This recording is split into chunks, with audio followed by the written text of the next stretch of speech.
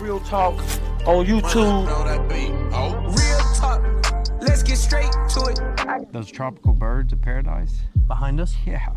They look like a fracking, like a stork with a mohawk. Look, for real. Yeah, they're pretty sick. Is that how they bloom open, like up off the top? Yeah. That's They're trying to sick. find that sun, cuz. That's sweet. You know? That's sweet. Well, we rolling. Are we out there? We're out there. We're literally out there in the sun.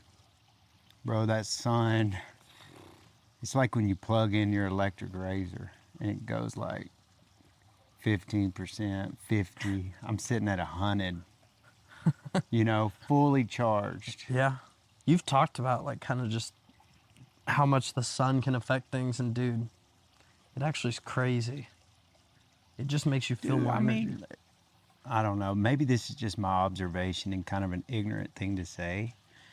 But bro, like whenever we're walking around and driving around out west in these sunny climates, even in the middle of the winter, or you're in California or even like Florida, versus like going to like New York or Michigan or Cincinnati, like just the people's approach is just more kind of light and positive. Yeah. No, I agree. The sun makes people happier. Yeah, there's no question. That's for sure. I feel like there has to be correlation too on like when you're driving in traffic, it's a rainy, sad day, and people are so much more angry and stuff. 100%, yeah. I was just in Colorado, dude, last week, and it was like that. It was freezing, and everyone there was so mean. I mean, they were just like kind of rude. Yeah. Like they were just like a little bit, nothing against Colorado. Just I've not had that irritated. experience, but yeah, Yeah. they were just like not really happy. I get like that if I get holed up in Fayetteville for 10 days and it's like just kind of rainy and cold, and I'll struggle, man. You know, I'll struggle to find the motivation. Yeah, and NWA is crazy on the weather. I mean, it was like 60 last week, 20 today. It's going to be 70 next week. Like, it's just weird. I know. There's always that saying, if you don't like the weather in Arkansas, just stick around a day. Yeah. And you never know. Yeah, that is true. You've always lived in Arkansas, hadn't you? I have. Yeah. And I've literally, I think, seen it all. From blizzards to the hottest days I've ever experienced. Like, you really get a variety. Like, tornadoes, earthquakes. It's all of it. Everything but a tsunami. Have you read about the stuff going on with insurance rates? The insurance business is being upended, and the rates have just skyrocketed for different reasons in different areas. But Florida, there's been so many people move to the coast in Florida, and the hurricanes have proven that insurance rates, premiums, both need to be high to cover the damage that will absolutely happen. And so somebody's got to carry that cost. And then the same thing in Northwest Arkansas with roofs. There's going to be changes. There already is to the way that insurance companies are going to cover roofs now. It used to be like, oh, I saw a little bit of hail damage, and these insurance companies would come in and literally replace the whole roof. Those days are gone. And that's why we've seen our premiums go up, because if everybody gets a free roof, somebody's going to pay for it. And so there's new regulations that are actually already imposed right now to where the inspection and the requirement to meet for a new roof for a claim is much more stringent, and it's going to be way more difficult. Dang. So Will that ask your affect- insurance agent about that. You think that'll affect the way agents kind of like present to their clients, like, hey, this house is good, but this it's gonna need a new roof in 2 years now. Do we have agents that have noticed on an inspection, you know, that there was a minor amount of roof damage, and have used that as a negotiating point to then get their buyers a check cut at the closing table for sometimes $15,000 for a new roof, which keeps the deal alive, and that won't be the case anymore. Dang. And so they'll kind of lose that lever to pull in their negotiations if there is some damage on the roof. Dang, dude. Yeah, it'll be different, but it should be. It was way too easy to get a I brand know. new roof. Well, and I always have people. I have people knocking on my door every day to go inspect it because Yeah. they want to help you. Kind of. I mean, it's low key. In any other type of insurance, what happens with roofs sometimes would low key be called insurance fraud, right? I Because like they never used to just understood put it. new roofs on people's house for I nothing. never understood it. I never understood it. There would be a little bit of damage in a corner, and they would cover to replace. I got my roof replaced because of it. Yeah, I know a lot of I people. mean, But yeah, so there's some changes going on there, and That'd that'll be- affect us in NWA. You think those roofers, like guys who own roofing businesses, they just like they see hail falling and they're just They like, love it, bro. It's like whenever you hit the freaking jackpot at the casino. It's the same sound they hear when that hail hits the roof. it's not guys. hail falling, it's money falling for them. Exactly. Hell yeah. And dude, they'll just like as soon as you'll hear a little hail, I'll start getting texts. From these roofers. Yeah. If your agents need anybody to inspect their houses tomorrow, let me know. Dang. One hailstorm is enough income for them for 2 or 3 years, correct? I really don't know how that works, Yeah. but I Because know I feel they like they'd have it. such an influx in business. I know they love it. That's funny. Man. Yeah. That'll probably be a good change. That's good for realtors to know for sure. Because I feel like to be equipped with stuff like that is just where the realtor on the buying process is so important. Yeah, I know. Because I didn't know anything about roofs till I bought my first house. It's important that realtors do have a broad scope of knowledge and maybe not necessarily expertise on outside industry things, but a resource for somebody who truly does have expertise. And so this is that case. They need to understand what insurances will cover on a damaged roof and how that process works to a degree, because it has changed. And so, yeah, insurance agents, it's always important to link up with people, including an insurance agent as a realtor. It goes back to that activating thing you were saying too. In that case, it's like the most practical ever, because you were talking about you introduced two people and you're always that person who introduced them, no matter where the relationship goes. But in the same way, like that's even more, I mean, golly, if you have a professional who's helping you with all these little things too, and it can keep you connected with a client, right, for years, because they'll call you as a resource. Yeah, and that's what you want. All things real estate. You want to be their resource for all things real estate. Yeah, it's like a resource. Yeah, service after the sale, and it will keep you involved in that relationship if they know that. And we should have a continuous relationship. People buy 7 times in their life. And the question is, are you the type of realtor that is going to do one deal with 7 different people? Or are you going to do 7 deals with one person? And the answer to that is always the latter. You want to look at a client and be their resource for life. You want to provide so much value, even after the sale, in the interim, when they're not buying and selling, that then they know they can trust you whenever they do buy or whenever they do sell. Yeah. And so that takes work. And I think we as real estate agents have to understand that it should be earned.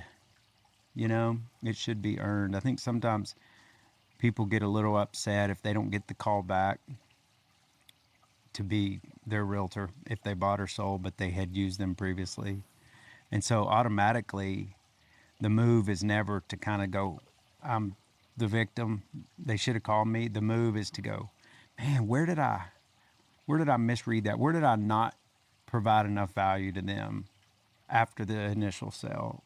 Where could I have shown up for them? Where could I have inserted myself to give them information? Where could I have stayed top of mind?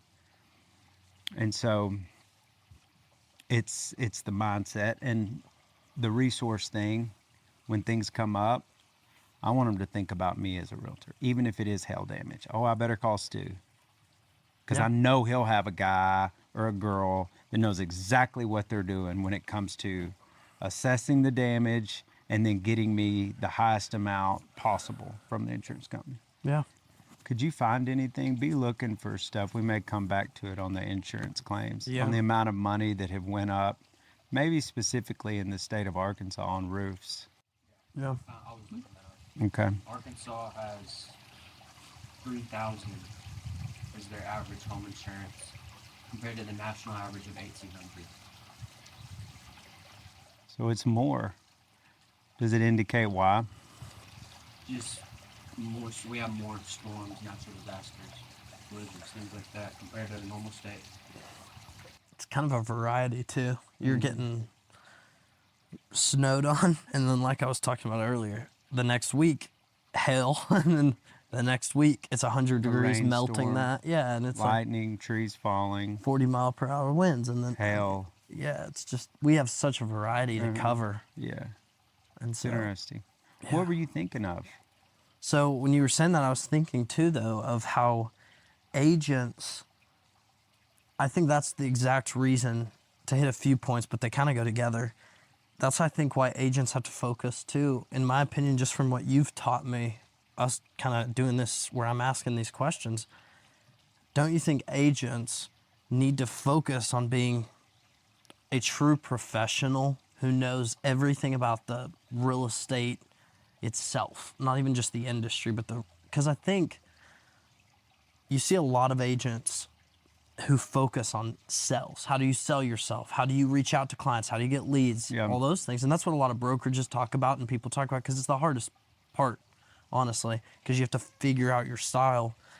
But in a way, I feel like, too, you have to remember to equally balance, hey, I got to remember how to treat this client after I've landed them. And I need to be able to provide them all this value so that I can get them again and again and again.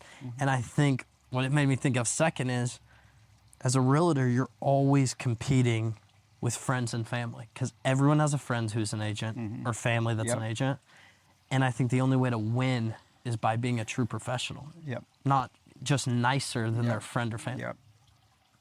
And professional, to qualify that, is somebody that's going to give you an edge because of the amount of value that they're providing you, Yeah. right? I think in any business, it doesn't have to be real estate, but I've done this, like our customer journey. You want to have a customer journey for everybody. If you walk into Dick's and you're looking for a soccer ball, they got you pegged within your demographic of the type of journey that they want you to have. And so they may have a specific person standing in a specific location of a store that engages you in a certain way based off the fact you're a curly-headed bad boy in your 20s, right? And you're a male. And so that customer journey that we have is so important to close the deal, to solicit you, create a funnel, get you to transact. The biggest issue, most places, customer journeys do not extend after the sale. We, as real estate professionals, should consider our customer journey as a never-ending journey. It may be more hyper during contract to close, but customer journeys, good customer journeys that are truly getting to the heart of building a relationship and value, must extend after the sale. That's the hard part, because it becomes more about the relationship, and it becomes unselfish. Frankly, they may never buy again, but they chose to use you. That means something. That relationship should be valued, and potentially will buy and sell, potentially will refer you if you earn it. And so the customer journey, if it doesn't extend after the transaction, regardless of the business, you're selling yourself short. And a reason is, as well, third-party reviews, word-of-mouth referrals are still, to this day, the most trusted form of advertising in the world. That's not changed. And that was prior to all the social media stuff as well. So somebody going, Presley, Spencer is the best agent, and let me tell you why, is more powerful than anything that he could ever read, that he could ever see that is ever going to be marketed to him digitally. Yeah. And that customer journey is valuable after the sale because it offers that opportunity for agents. Yeah. No, I agree. And that's why I think agents need to learn how to kind of reverse activate, be an activator. And I think by being an activator, you're kind of doing that because, there's this owe me feeling where if I refer you to someone, you'll feel a little obligated the next time they ask about my industry to refer me. And Yeah. so that's why activating is really cool in that sense Yeah, too. it is. It is. But I think it's making you appealing because you're right. Like me being in social media marketing, kind of that world and industry of real estate, there's a lot of power in it.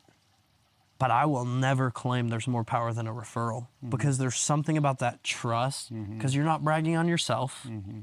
And that's the problem. You're bragging on yourself a little with social media in general, even trying to be careful. It's just hard not to, it's hard to not talk about how good you are, but be careful with it. Doesn't Elon Musk subscribe to some of that? Some of the word of mouth, just you create the value and then you allow people to talk about how great it is from a marketing standpoint. Oh, yeah. Yeah, he spent... Versus just blowing up tons of money on ads. Well, is that true? Yeah, look it up. But I think with Tesla, he didn't do advertising until this year. Okay. And this was the first year because his shareholders acted like he was an idiot. Okay. And they demanded it. He understands the power of word of mouth marketing. Well, there is no substitute. What you got? Have you ever seen a Lamborghini or Ferrari commercial on TV or anywhere? No. Never. Never. It's because their product is so valuable, it's so highly rated and so highly in demand. They don't need to, Yeah. Interesting. Yeah. So you create the value, you create the product, and it starts talking for itself. Well, one of the coolest things Elon did with that is I've never seen a referral program in my life like this. He had a referral program where basically if you shared a link to your Tesla special code, and a lot of YouTubers and social media people would get on there and review a Tesla and then share their link. If you gave out, can you look up what the old referral was? But I know if you gave out one car, you got like a year of free charging for your car. One person bought a car with your link. And it up to like if 5 people bought a car, you got a free car. I mean, it was crazy. And he was doing, it might have been like 20 cars, but he was doing this where you could just get a free car for referring people because he understood the power of that. Exactly. And it was a $200,000 car. It was a Roadster, I believe. Last thing on this topic.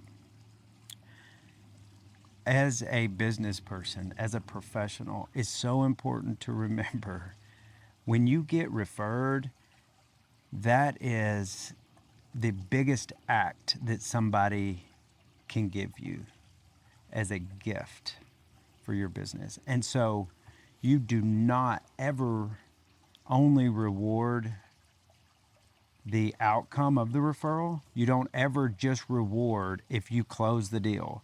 You reward the act of the referral. And so what otherwise should have been a marketing dollar, you need to do something really good and frankly probably spend some money on that person that referred you. Yeah. Because you refer the act, not the outcome. Are you saying at the lead base, you get a call from someone? At the lead base, you say, hey, Tammy just called me and said that you're my realtor. Will you call Tammy? And you say, Tammy, I want to do something good for you. Versus, well, let me see if I can turn this deal into something. And if it does, I'll send Tammy a gift or whatever. You refer the act.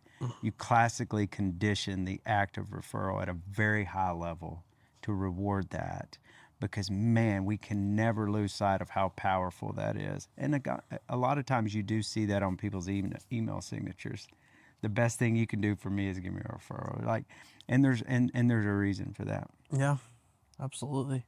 Did you look up the referral, the Tesla referral? Yeah, I think it's just contextual on the referral and stuff and kind of but it doesn't say anything specific as to it just says typically referral programs offer incentives such as discounts, free supercharging miles, or other rewards to both the referrer They probably had to remove Well, it. they did. So they Yeah. gave out so many Roadsters that didn't come out. This was like in 2020 because I have a buddy who did it. Yeah. And so they had to switch it to a points-based system where now you have that like makes sense. points and you can spend it in a store and you can buy miles, like charging miles. You can buy access to like the Cybertruck launch event and some cool stuff. Nice. But he understood, the point is he understood that power, like you're saying, in word of mouth, nothing can stop it. I mean, it really is more powerful. And that's why I've told you when we're talking about some of these cool videos we've had the opportunity to do it with Collier and Associates. Like I've told you, hey, I'd rather spend a little bit extra time and energy making a video someone loves and organically just gets shared Yeah. than to put ad dollars. I think ad dollars are kind of dying in a way. Yeah. I think a lot of people aren't spending as much money on marketing themselves, and it's good for agents. I think it's a pure way to look at your business because word of mouth referrals don't happen unless you're providing the value and the experience that is worth remarking on. So, in a very check and balance fashion, it keeps us all honest. And I hope we never lose that. It is not a gimmick. It is not a trick. It is based on me serving you so well that you want to then talk about it. Then I get that business and it feels good. It's not a trick and it's not a gimmick. And the great thing about word of mouth referrals, it pushes us to provide the value, and then it can be long term. Yeah. It can be forever. It can run forever, and it catches like wildfire. Because if I have 2 brand ambassadors out there, well, then those 2 are going to create 2 more. My services, my value is ever changing and ever improving. Those 4 are going to create 8, 16, 32, 64, vice versa, all the way. And so if we just focus on the value and the experience, then the word of mouth referral organically expands and grows, and it's a beautiful thing, and it becomes long term, and it keeps us all based on us serving the public in our own way. What'd you have? I was just going to say this study was showing 92% of consumers trust recommendations from friends and family over all forms of advertising, There you go. which that tells you a lot about Come on, dog. That's solid. Yeah, Yeah. that's it. Well, and I mean, we don't do free shout outs. Come on. No, I'm kidding. But maybe they'll send us some joggers or something. Who was that? But Bearded Goat, dude, Okay. bro, they used to have one of the best referral programs ever. And I really think it helped launch them to where they are now. And as a local business, it's cool to see. But Are they doing well? I think they are. I haven't really heard They anything. kind of have switched their demographic, I believe. Sorry, Bearded Goat. Their but brand I think they've is switched it well. cool. I mean, it's almost too cool, though. It's sick. I mean, it's just like, it's yeah. They've switched to more of a sporty, like they reach out to a lot of surfers, a lot of snowboarders, stuff like that. I noticed like they did their first snowboard line recently, but dude, they had a really good referral program because basically if you got a buddy, this happened all throughout high school for me. People would have codes and stuff and you got 20% off if you gave it out. So Yeah. buddy, like you wanted to use someone's code. Yeah. And then in return, the person who gave you that 20% got like store credit. And I have buddies who have an insane amount of Bearded Goat stuff purely from the referral program.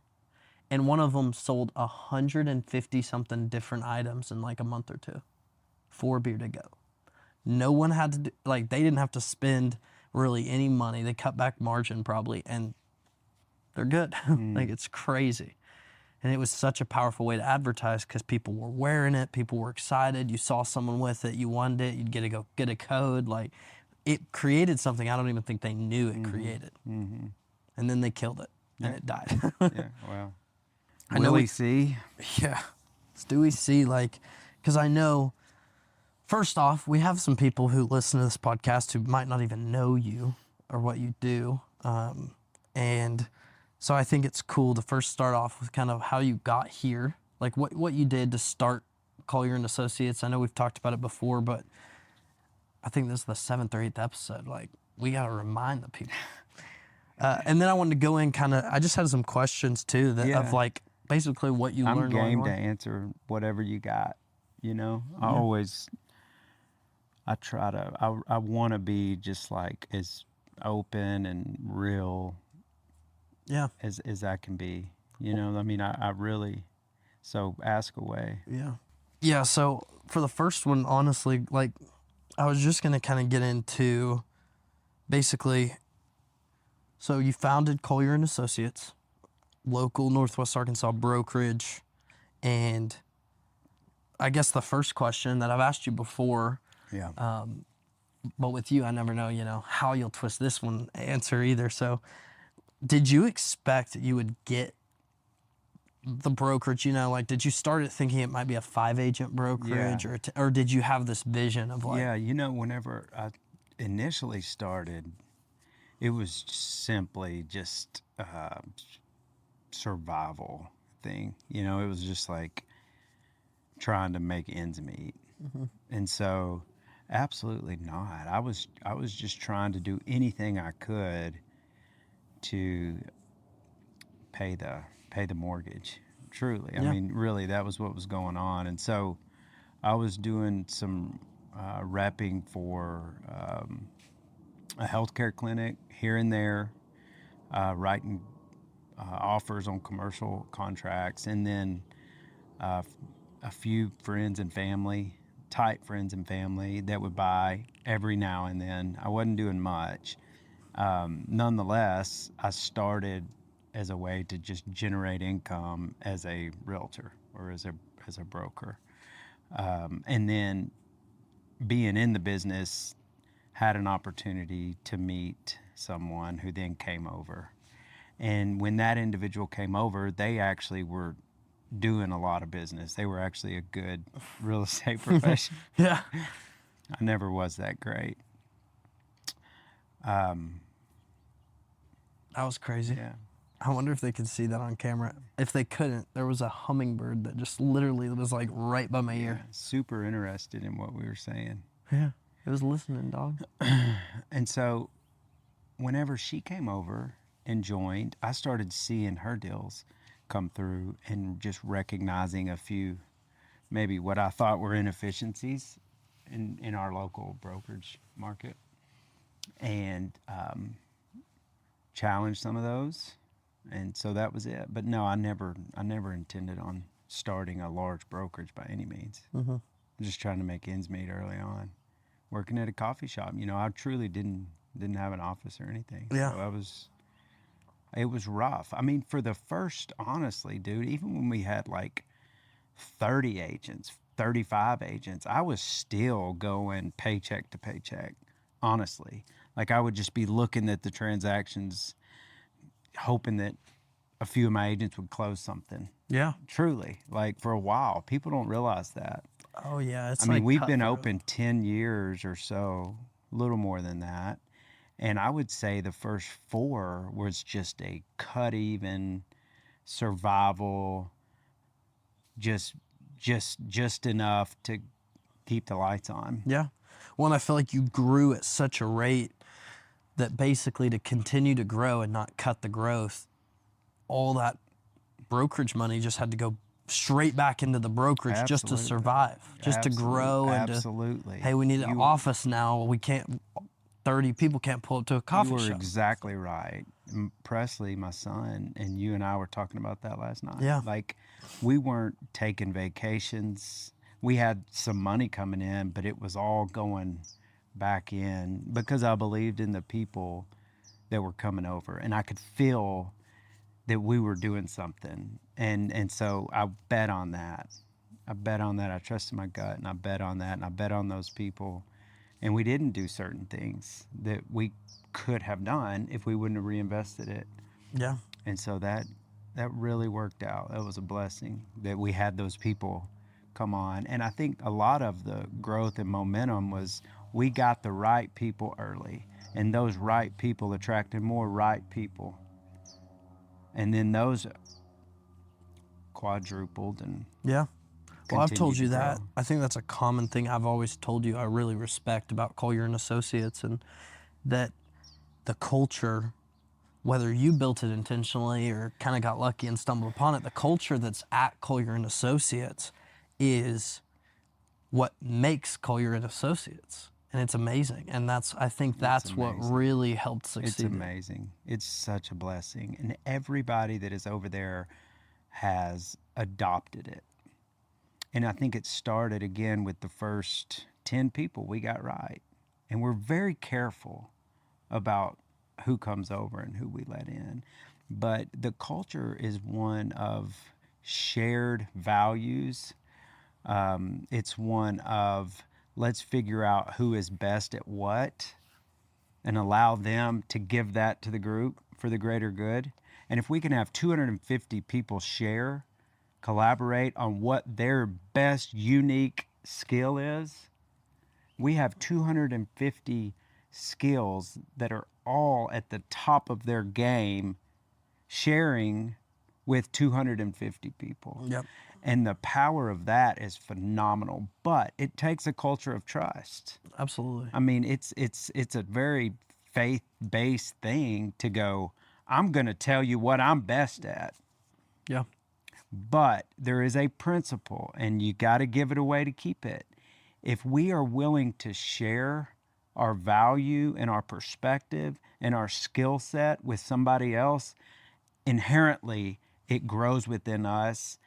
It's an abundance mindset, and we always end up doing more business and becoming more successful in the long run. Yeah. And our agents have bought into that, and it's been a beautiful thing to see. And I don't think I really had a whole lot to do with that. I don't know if it's luck or just kind of the people that were already there, or I don't know. But it's such a blessing, and it's the power behind every great organization. Yeah. It's never the leader. It's never the leader. It's not. If the leader can allow people to share their strengths, that's it. Yeah. It's never the leader laying out this is the way it's going to be. There's got to be a level of flexibility to go, I believe in you, I believe in you, I believe in you, go. Well, especially for you and in real estate, because you're working with independent contractors who can kind of do their own. I mean, you're not assigning tasks and stuff. And so that's what's cool is this. And I love the environment of the sharing, because how many agents are in Northwest Arkansas total? Shoot, dude, I don't know. Can you look that up? Like maybe 3,000. It's changed a lot, so there's a lot. Yeah, there's a But lot. Half of them sold one house or less. Yeah, but I mean, still, like I'm saying, Last year. your competition isn't the people within your brokerage. That's too. I mean, like if every house in NWA was sold to a Collier agent, everyone would be fine. Like, you know? Yeah. And so I yeah. think that's what's cool you guys have really taken in is like, it's not like this, I can't share this with them because they're going to go take my clients. And it's honestly impressive because that is a scary thought. Well, sure. You got to have some trust in your buddy. Absolutely. You know what I mean? No, and yeah, it definitely takes some trust. And I mean, that's like calling a buddy and saying, hey, man, I can't go on my vacation. You think you could take my wife down to the beach house and spend a week? You know? You putting some trust in your homie there. And so it is. It's like you kind of got to step out there and trust him. You say, hey, here's how I operate. Here's how I grow my business. Here's what works for me. And no, I agree. So here's some questions based on just your story, and because you've obviously, I think the biggest thing you've learned, you probably just realize 2 or 3 years later, looking back, it's just kind of cool to see 10 years now, just lessons you've learned over doing business and making connections and activating and all the things that you've worked on. So what would you say is probably like the biggest just overall business thing you learned about starting your own business? Just like agents have their own businesses. Mm-hmm.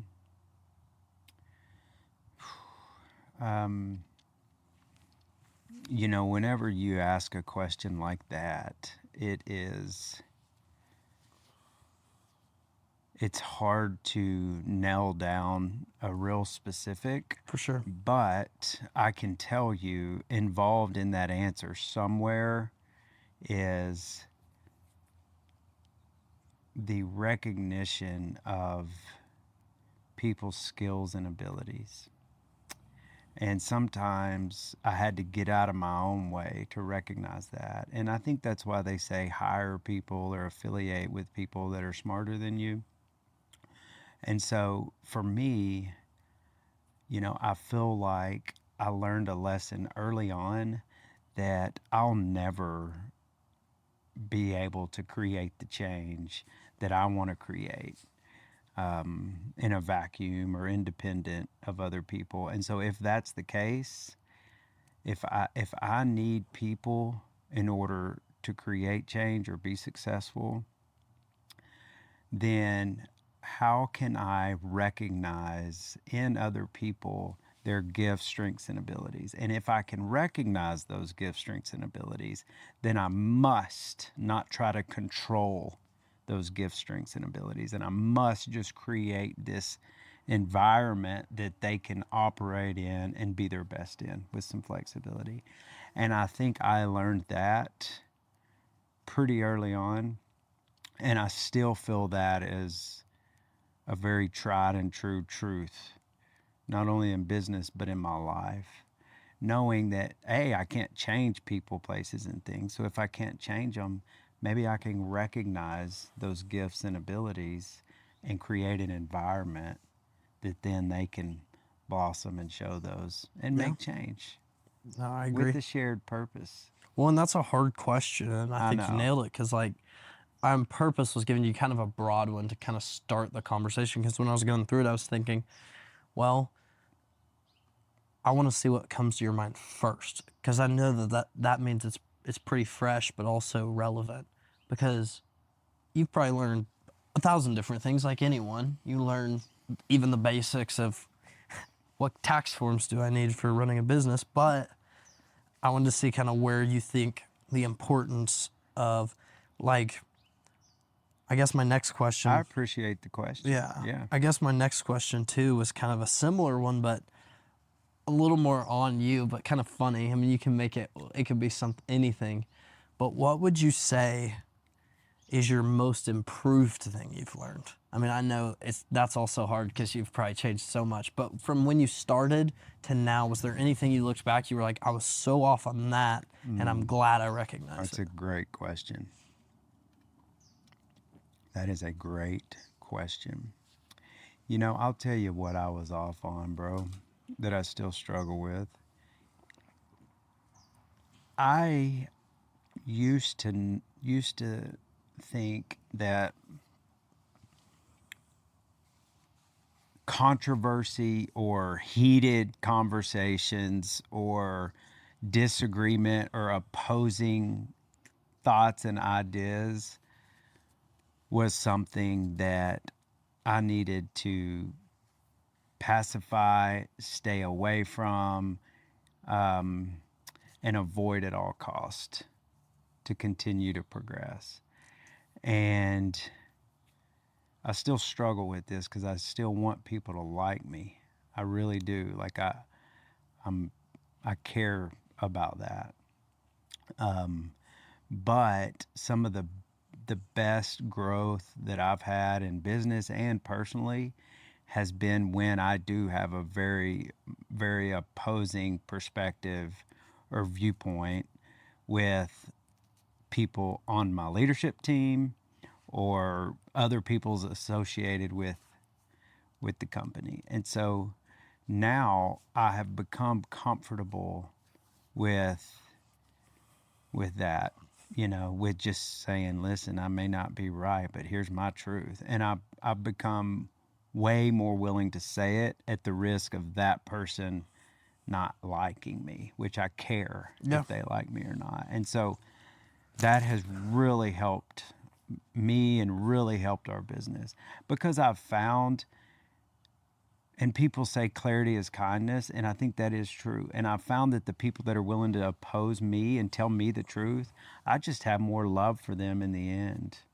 They care enough to be honest, and they're willing to put themselves out there a little bit for me to go either A, thank you, or B, how dare you disagree. If you're not going to get along with this, you better go find something else to do. And they're putting themselves out there. And I never want to be the person that would ever hold anything against somebody for being honest with me. And so I have had to mature, and that's been a kind of a hard maturation process, but it's something that I've learned along the way, and I try to not steer away from anymore. Yeah.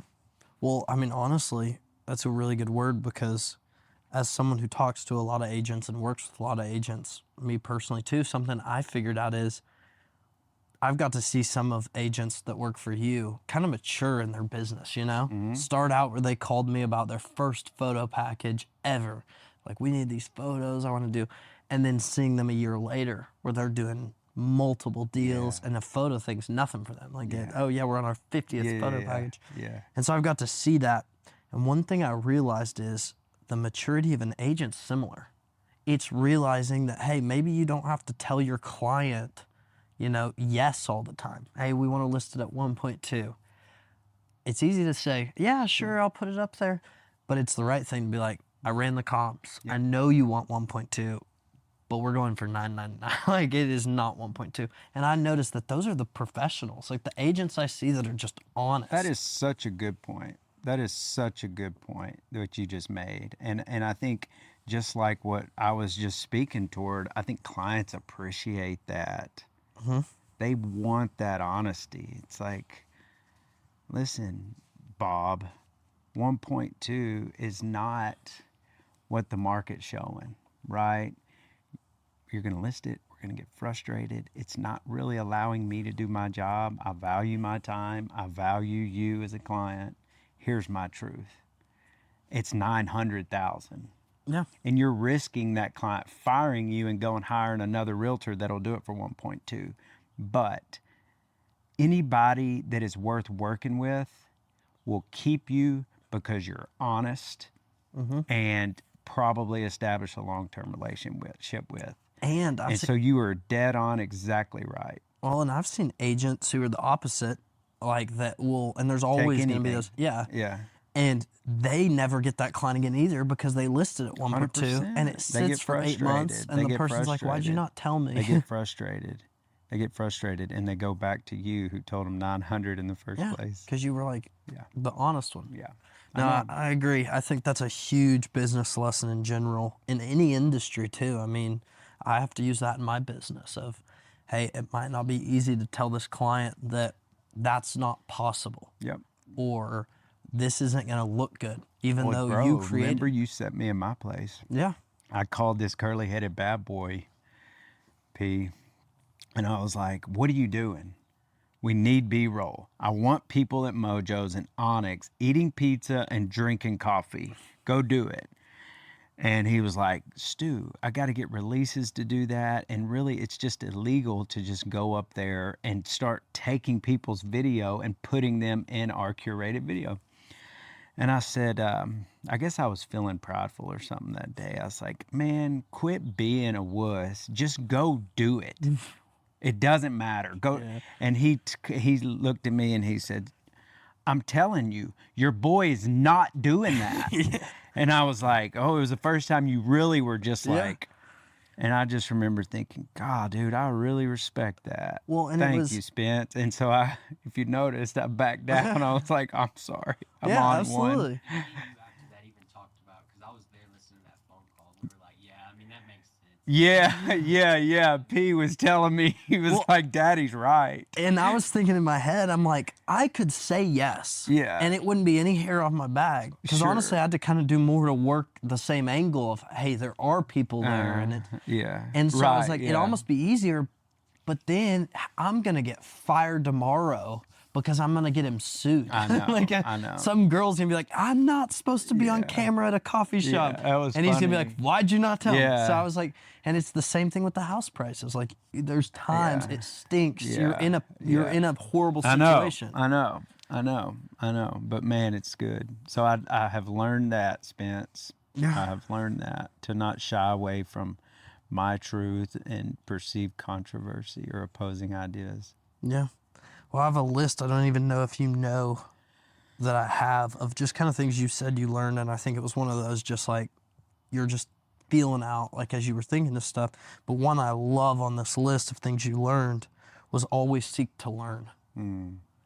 And It's a mindset, isn't it? absolutely. And never And thinking you've made it to the top. I think life would get boring if you did, cuz. You know, it's like life would get boring. Always find the wonder in life.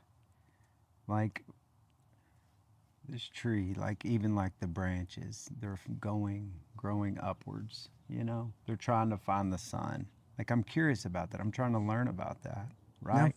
Think about the roots and how deep these roots have to be for a tree this big in the middle of the desert.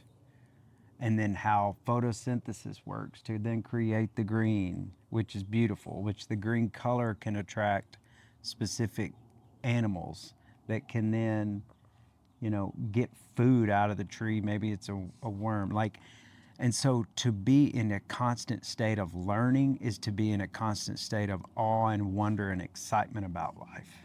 Yeah, that's a good word. And so, yeah, whatever, business, we can learn about that. It's all the same thing. But the value is in the understanding of something, because then you own that information. It's not in, I need to learn this, I need to do this, so then I can have this final outcome of money or whatever the case may be. The value is in the joy of finding things out Yeah. and the pleasure of that. And so to say you always want to learn, you're cheating yourself if you kind of get to the point where you're like, yeah, I think I've done enough. I think I've learned enough. I got enough money in the bank. I got my family. It's like, boy, you're really cheating yourself. Yeah. When in history would it ever be? Would you ever have the luxury to even say that? You know what I mean? Like, it's a modern day thing where if you're not a king or you're not in some royal position, that you could even be able to do Yeah. that without starving. Or, you Yeah. know, you wouldn't even Yeah. have the luxury to say Yeah. it's enough, or you know what Yeah. I mean. So deeply within us, it's like it's something feels off if we have that mindset, you know, because we have to wake up every day, regardless, and keep pushing, keep leveling up. Yeah. Well, and, I mean, it's And society's set up for retirement. And you see that. It's like you just want to work so hard so then you can get to retirement and then just not have to work or not have to learn. And it just, I don't think that humans are built for that. well, I mean, look at human nature. Like, kind of like you were talking about too, this feeling of like, do you have enough? Whether it's learning, have you learned enough? Or do you feel like you have enough in life? And you hear it all the time about the richest people or the smartest people just not being happy with their life. I mean, you hear all these actors and actresses who have millions and they just have anything they want. And they're like, I don't know, it's not, it's still not enough for me. And that's why they have, I mean, there's a lot of those people who unfortunately killed themselves and stuff, like Robin Williams. Like, you would think that guy had everything, That's right. and he's still that unhappy. Yep. And so I think there's this misconception, and I think that's why our human nature is to always chase something. And you always have something you're trying to get, and you'll never actually get it, or you'll get so close. And The pleasure's in the process. In the small daily wins, you know, the intermediate wins, yeah, pushing you towards these big goals and stacking, you know, and all that all comes. I think we also have an inherent thing to give value to society, you know. Absolutely. And there's something about that, Absolutely. you know. Contribute to the common good. It's like the herd mentality, the community. well, and It's, that's one of the things you literally put is help the struggling. So kind of contributing to. that's an easy one, because I've been the one struggling before. Like, that has to be number one for me, because so many people were there for me when I was struggling, and I have struggled, you know. I have struggled. I mean, from going to rehabs to all the things that I've done, and even having to sell my house and rent, like financially struggled. And there have been people there, you know, and man, I can never forget that.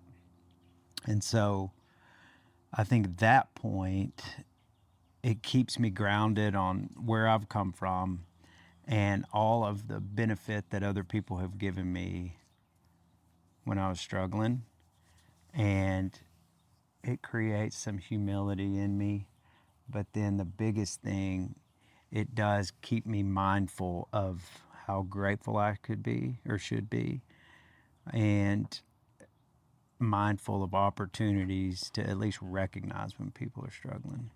Yeah. Maybe I can help them, maybe I can't, but at least recognize when they're struggling. That's a big one for me. Yeah. Yeah. I completely agree. Yeah. And I think it's harder the more like successful or, busy you get, is to remember to look out for the people and to recognizing it even. Mm-hmm. That's, I think, the biggest problem in the world in general is people not even recognizing certain struggles. Yep, I agree. I guess we could wrap it up with just something a little more loose. We've gotten pretty serious on it all. I The think opening was very loose. yeah, the but I beginning. think people like. But I think you got to match the energy. This is the energy. It's quiet. We got birds. I agree. It's okay. I promise. Do you ever do you actually just kind of like come out and meditate ever? You ever just sit on the ground I do and breathe? breathing exercises, yeah. I think that's huge. P got me into it. It is huge, huge, huge. Something about just being outside is relaxing. I think that there's so much value in being outside and feeling connected, hearing the birds and the way society is, especially with the 8 to 5 always, and school systems. I think the whole school system's jacked up for kids. I really do. Like, these kids need to be outdoors more. They do not need to go inside cinder blocks for 8, 9 hours a day. Yeah. No, I agree.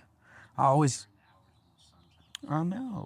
think it's why you see so many kids with such bad ADD and stuff. I swear, dude. Because they're just wanting to go. I've always thought it's too in their creative outlets. Like in school, you can't be that Absolutely. creative, and they have this urge to create. That's why you see people doodling and I know. making things Absolutely. in the back of a classroom instead of paying attention. Yeah. Let me ask you a question. Can I ask you a question? Absolutely. Okay. I'm curious to know, as a young person, you have been able to go to college, to graduate, come out, and own and start a small business that is already successful in year 23. Most kids come out of college, there's no other option except to work as a W-2 employee, which is great. It is so rare to see a kid come out of college and start a small business and have success that you've had. You've bought a house, you own a business, you're generating income for yourself, and you're working for yourself, and you're 23. My question to you is, how have you done that? I think you're more the exception than I am here. I'm 41 years old. How have you done that? No, that's a good question. I wasn't ready for that one. Man, I went to college and I thought I knew, like probably a lot of people's story, I thought I knew exactly what I was going to do with my life, like your story. I had a plan. I thought it was going to go one way, and it just completely went the other way.